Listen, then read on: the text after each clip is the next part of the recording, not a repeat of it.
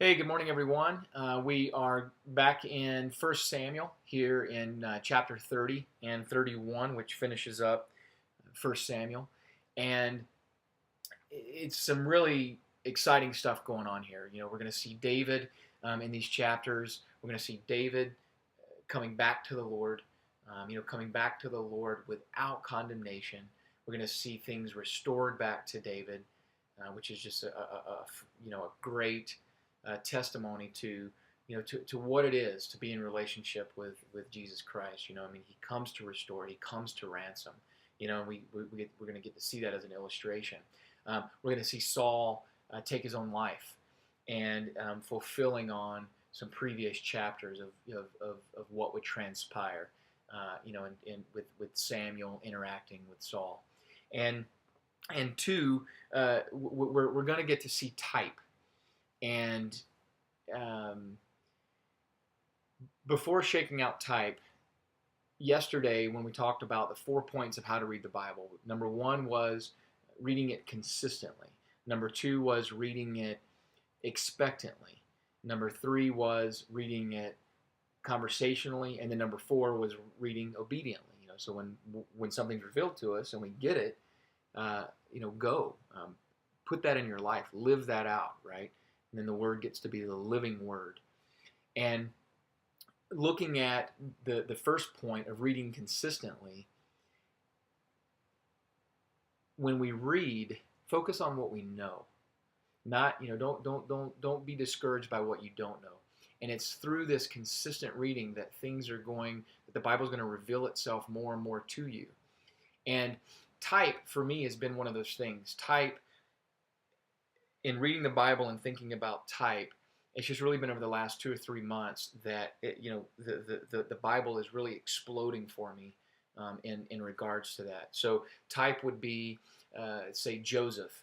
Joseph in the Old Testament is talked about as a type of Christ. So when we look at his life and how things played out, there are a lot of illustrations there that parallel or correlate with Christ and what Christ did in the New Testament, and what he did in coming to the earth, what God did. So then there's Ruth, Ruth and Boaz.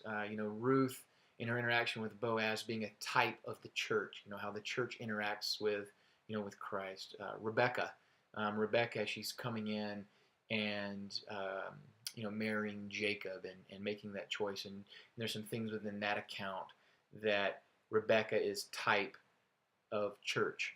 And the type that we're going to see here in 30 and 31 is flesh. And Amalek, or the Amalekites as a people, were a type. They were a type of flesh. And to give some background on that quickly is Abraham. We have Father Abraham. Then Abraham had Isaac, right? And then Isaac had Jacob and Esau. And so Jacob, as we know, the lineage continued through Jacob, but there was also this twin brother Esau.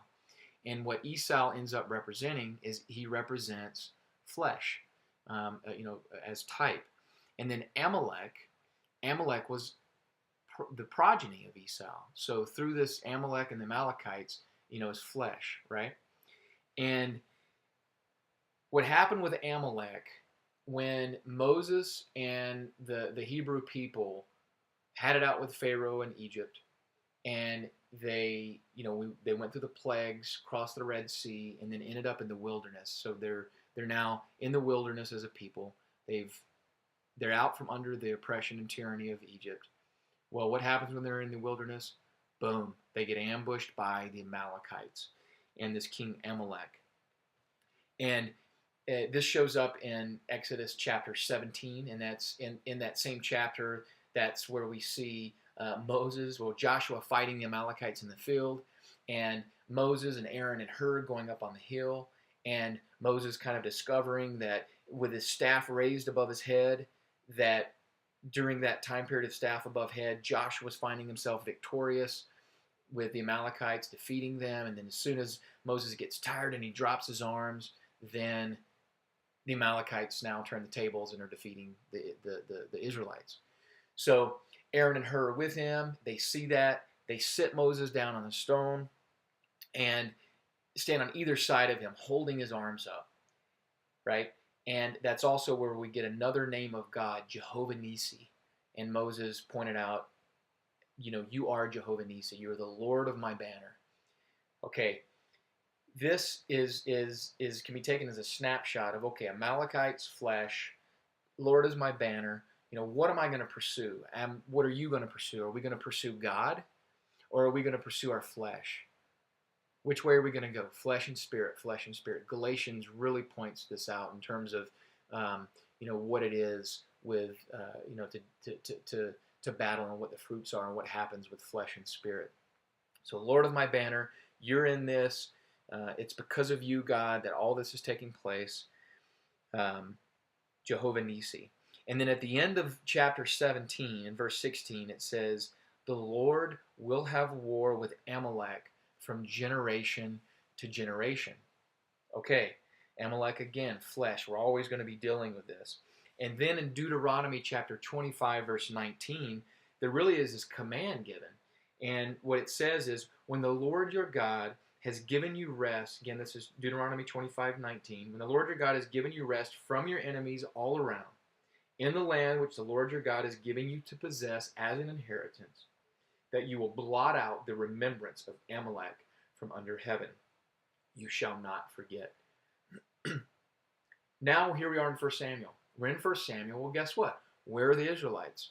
The Israelites are in the promised land, right? They have fulfilled on Deuteronomy chapter 25. There they are. There's peace all around. Yeah, there's some wars going on. There's some dealing with the Philistines. And here in 1 Samuel, Samuel is giving Saul, the king, giving Saul the command, hey, now it's time. Go take out the Amalekites. Go take out Amalek. Go. And that's in 1 Samuel chapter 15, and it's verse 3. Samuel telling Saul, now go and attack Amalek and utterly destroy all that they have, and do not spare them, but kill both man and woman, infant and nursing child, ox and sheep, camel and donkey. Whoa. The mind-blowing thing for me is that we're talking history here, guys. We're talking, archaeologically, these cities can be dug up.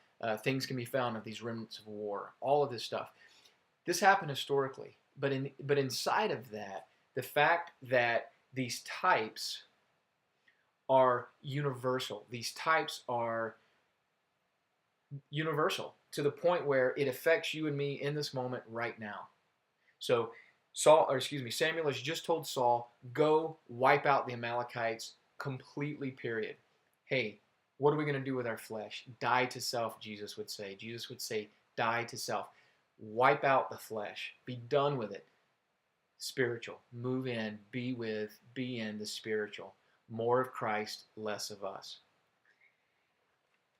Well, what does Saul do?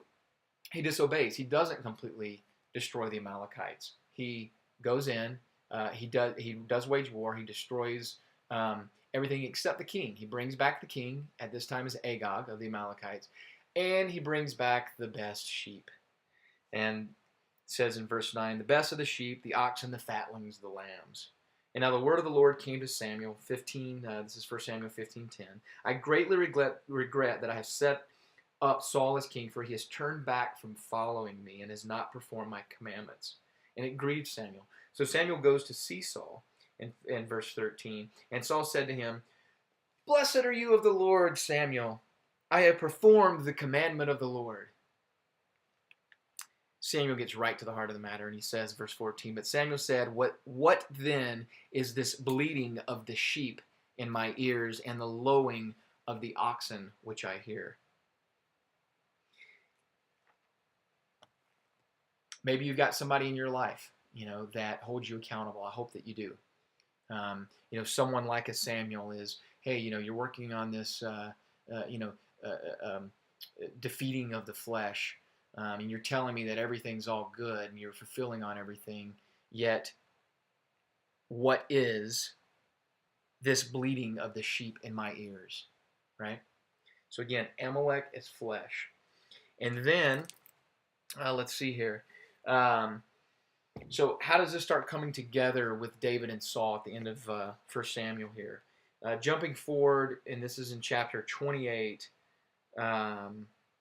we see this account where Saul had gone to, had consulted a medium. He's going to this medium, and so she's bringing Samuel up.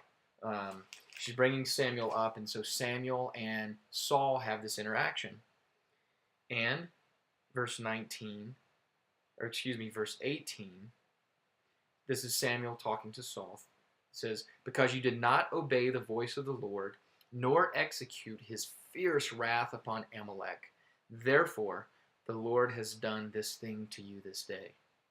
Moreover, the Lord will also deliver Israel with you into the hand of the Philistines, and tomorrow you and your sons will be with me. The Lord will also deliver the army of Israel into the hand of the Philistines. He's basically telling Saul, hey, you're going to die tomorrow because you did not put the flesh to death. You did not depend on God. You depended on the flesh.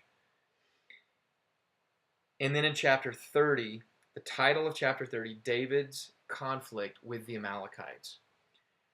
Let's set the stage here. David is really in a state of depression. He is living with the Philistines. He's living with the enemy. And in chapter 27 of 1 Samuel, what did David say in his heart? David had said, now I shall perish someday by the hand of Saul. Residing with the enemy. Now he's at this point of he's going to fight against his own people with King Achish. But the other lords of the Philistines didn't trust him. And I really see this as God protecting David. And so David doesn't fight with the Philistines against the Israelites. He goes back to the city that had been given him, Ziklag, in chapter 30. And when he comes back, it says, when David and his men came to Ziklag, chapter 30, verse 1, on the third day that the Amalekites had invaded the south and Ziklag, attacked Ziklag and burned it with fire, and had taken captive the women and those who were there from small to great. They did not kill anyone, but carried them away and went their way. So David and his men came to the city, and there it was burned with fire, and their wives, their sons, and their daughters had been taken captive. Then David and the people who were with him lifted up their voices and wept until they had no more power to weep. And David's two wives, Ahinoam the Jezreelitess and Abigail the widow of Nabal the Carmelite, had been taken captive. And now David was greatly distressed, for the people spoke of stoning him, because the soul of all the people was grieved, every man for his sons and his daughters. And here it is. But David strengthened himself in the Lord his God. Been in this depression. He had been with the enemy. And now, in this moment, he's turning to God. He had wept, right? In verse 4, it says, they wept until they had no more power to weep. You know, they're now coming. David's coming with his contrite spirit, with his crushed spirit, with his brokenness. And God, that's what ends up happening for really all of us. You know, when we finally come to the Lord, we have to be broken. You know, it's what is it for this flesh to die? Dying to self is not easy, and I don't even think we have our own power to do it. It's in that moment that we're broken that we can truly come to God. And now David has strengthened himself in his Lord. And then David said to Abiathar the priest, Ahimelech's son, please bring the ephod here to me. And Abiathar brought the ephod to David. So David inquired of the Lord, saying, shall I pursue this troop? Shall I overtake him? And he answered him, pursue, for you shall surely overtake them, and without fail recover all. God's given him this promise right now. You're going to recover all. And I'm going to leave off there. We've only got a few seconds left. But meditate on that until we're together again on Monday. You know, this flesh, what's going on, you know, these Amalekites, you know, and what it is to depend on your flesh and depend on God. And specifically what it is for you. You know, what is it that's chopping at your heels? What is it that's keeping you from the things of the Lord, and just really living into that promise that Jesus gives us of abundant life, a life overflowing, a life of simplicity, frankly. So have a good weekend. Be blessed. I look forward to being with you on Monday.